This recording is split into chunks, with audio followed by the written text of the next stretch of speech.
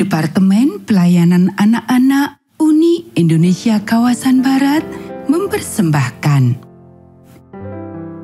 Selamat pagi anak-anak. Kita akan merenungkan firman Tuhan melalui renungan pagi anak. Menjadikan Allah yang pertama. Hari ini tanggal 8 Desember. Mari kita awali dengan doa. Bapa di surga, kami akan belajar firman Tuhan. Tolong kami supaya kami dapat memahami firman Tuhan. Dalam nama Tuhan Yesus kami berdoa. Amin. Anak-anak, ayat inti renungan pagi kita hari ini diambil dari kitab 2 Korintus pasal 9 ayat 6. Orang yang menabur sedikit akan menuai sedikit juga. Dan orang yang menabur banyak akan menuai banyak juga. Banyak cerita yang diceritakan untuk mengilustrasikan kebenaran bahwa hidup bagaikan cermin, sebab kehidupan memantulkan tindakan yang sama dengan tindakan yang kita lakukan di depannya. Anak-anak, ini ada satu cerita yang sudah sering saya dengar tentang kebaikan dari seorang istri dari pendatang yang mula-mula. Seorang muda, Donald Wilson, dan istrinya mendirikan sebuah gubuk di padang rumput di perbatasan hutan yang sangat luas. Mereka satu-satunya penghuni untuk berkilo-kilometer keliling. Pada suatu hari, datang seorang Indian menuju ke gubuknya.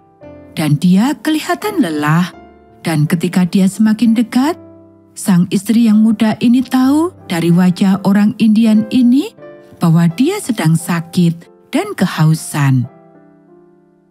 "Aku haus, tolong beri aku minum," dia berkata pada Donald.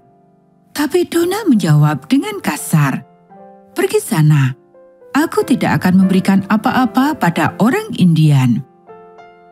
Jawaban yang kasar itu menyakiti hati orang Indian itu, tapi dia berkata, "Aku tidak bisa pergi lebih jauh lagi. Bisakah kamu memberi aku air minum?" "Pergi sana segera," jawab Donald. Dan pelan-pelan dengan marah, orang Indian itu berbalik dan pergi. Sang istri mendengar permintaan orang Indian itu. Dia khawatir dengan jawaban suaminya yang kasar itu. Melalui jendela, dia memperhatikan orang Indian itu perlahan-lahan pergi. Tapi dia belum pergi jauh, di mana dia jatuh. Segera wanita yang baik hati itu membawa roti dan air dan susu, keluar dari pintu depan gubuk itu dan lari membantu orang Indian itu. Dia pingsan karena kehausan, tapi dengan air dingin dan dengan kata-kata yang lembut, wanita itu menyadarkan dia kembali. "Tolong maafkan kata-kata kasar suamiku," ia berkata, "dan ambillah roti dan susu ini." Setelah sadar, orang Indian itu segera pergi. Tapi sebelum pergi, dia memberi wanita itu sehelai bulu putih dari topinya dan berkata, "Ambil ini, merpati putih kecil, dan bila suamimu pergi berburu, suruh dia memakai bulu itu dan dia akan selamat. Aku sudah berencana untuk kembali untuk membunuh suamimu. Tapi demi kamu, aku akan membebaskan dia." 3 tahun berlalu dan pada suatu hari, sementara Donald berburu, dia tersesat. Salju turun menutupi jejak-jejaknya. Donald memanggil-manggil, tapi teman-temannya tidak bisa mendengar dia. Panggilannya malah menarik perhatian orang Indian, dan segera bayangan-bayangan orang Indian mengelilingi dia. Mereka mengikat kedua tangan Donald ke belakang dan membawa Donald ke desa mereka. Kepala suku segera mengenali dia, dan Donald memakai bulu putih itu. "Untung kamu memakai bulu putih itu," kata kepala suku itu.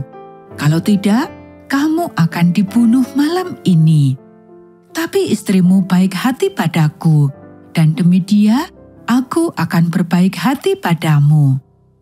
Kepala suku itu memberi dia makan, memberi dia tempat yang hangat untuk tidur, dan keesokan harinya Donald diantar kembali ke gubuknya. Kebaikan hati orang Indian sebagai gantinya telah merubah hati Donald, dan sejak itu ada ikatan persahabatan antara penduduk hutan dengan penghuni gubuk kecil itu. Anak-anak, apakah kamu akan menuai kebaikan? Hanya ada satu cara untuk mendapatkan itu. Kamu harus menabur kebaikan. Anak-anak, demikianlah renungan pagi kita hari ini. Mari kita akhiri dengan doa. Bapa di surga, terima kasih kami sudah belajar firman Tuhan. Tolong kami supaya kami selalu melakukan kebaikan dimanapun kami berada.